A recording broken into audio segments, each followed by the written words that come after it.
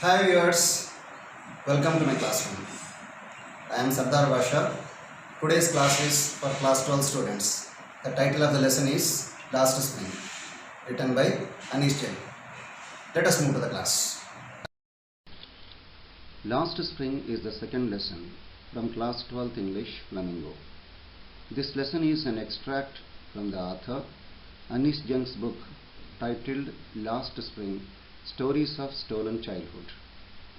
In this chapter, Anish Jain describes and analyzes the crushing poverty and customs which torture the lives of innocent children.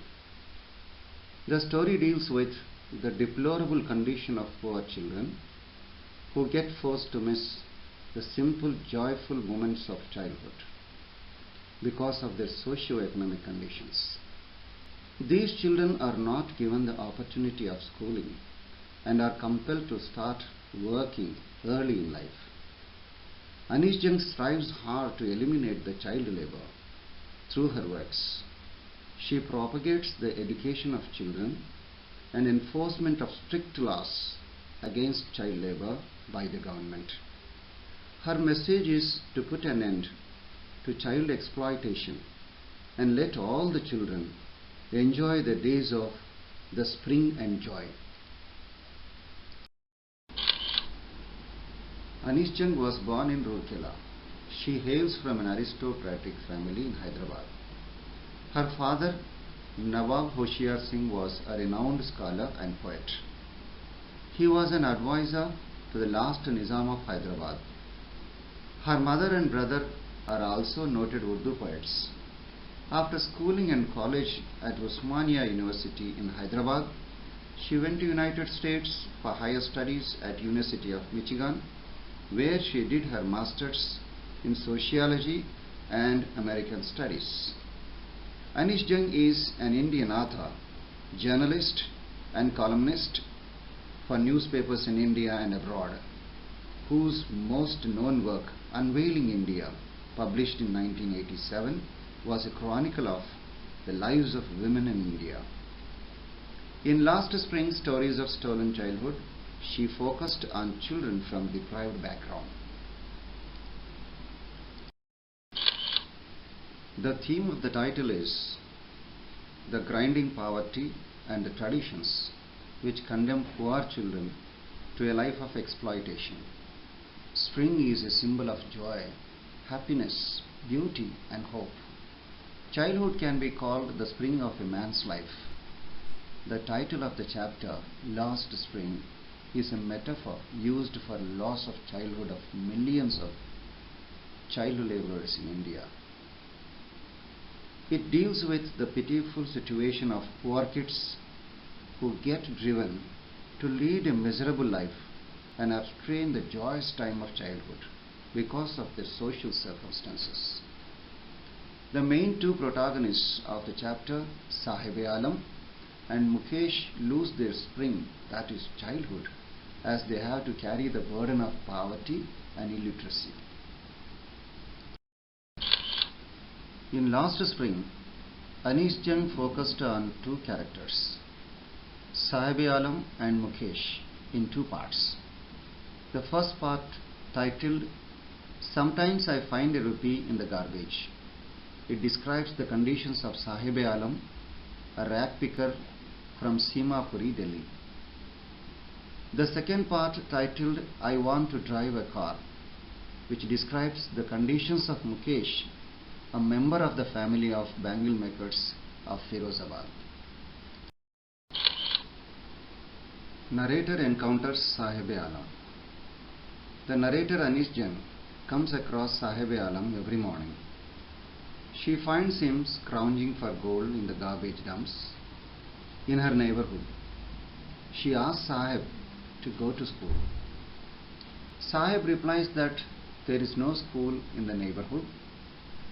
She raises Sahib's hope of receiving education by promising to open a school in his neighborhood. But Sahib keeps on asking, "Is your school ready?" She feels embarrassed at making a promise that she cannot keep. After a few meetings, Anis Jung asks Sahib's name. He tells her that his name is Sahib-e-Alam. It means Lord of the Universe. But he doesn't understand its meaning. It is quite ironical that this Lord of Universe, that is Sahib-e-Alam, roams the streets with an army of barefoot rag pickers. When the narrator asks him about his chappals, he says that his mother is too poor to buy them. These rag pickers appear in the morning and disappear at noon. Other young boys wear shoes, but Sahib remains shoeless. Simapuri is the settlement of over 10,000 rag pickers who migrated here from Bangladesh in 1971. It is on the periphery of Delhi, yet it is miles away from it, metaphorically. People live in subhuman conditions. There is no sewage, drainage, or running water. It is difficult to believe that such a little hell can exist so near the capital of India.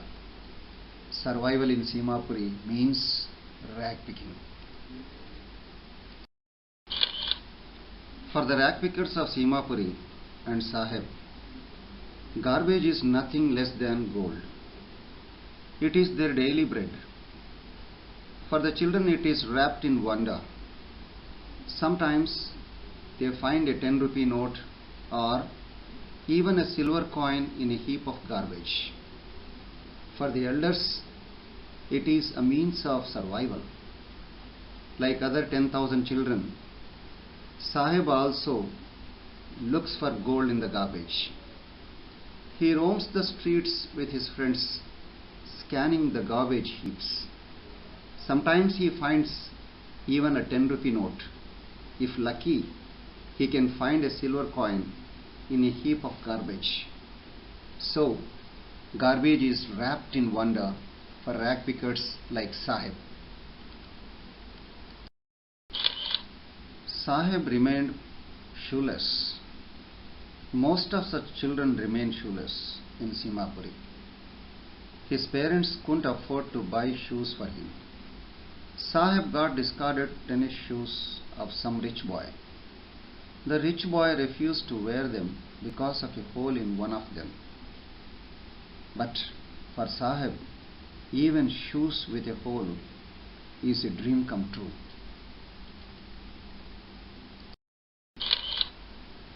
Sahib now works in a tea stall down the road. He is paid 800 rupees and all his meals. But even then, he doesn't seem to be happy. The steel canister he carries now is heavier than the plastic bag he used to carry on his shoulders. He is no longer his own master. He is just a servant now. Now, viewers, let us move to the second part of the lesson,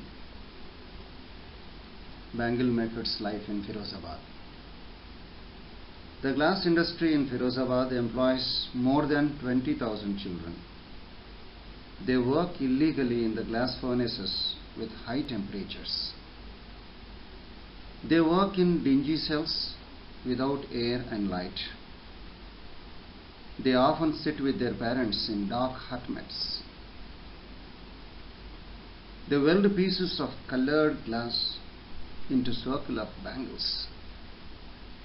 Their eyes are more adjusted to the dark than to the light outside. Their homes are holes with crumbling walls without windows. They are crowded with families of human and animals. Many families have spent generations making bangles. Mukesh's family is also one among them. Firozabad refuses to move with the times. Bangle workers have fallen in a web of poverty. Most of the bangle makers end up losing their eyesight before they become adults.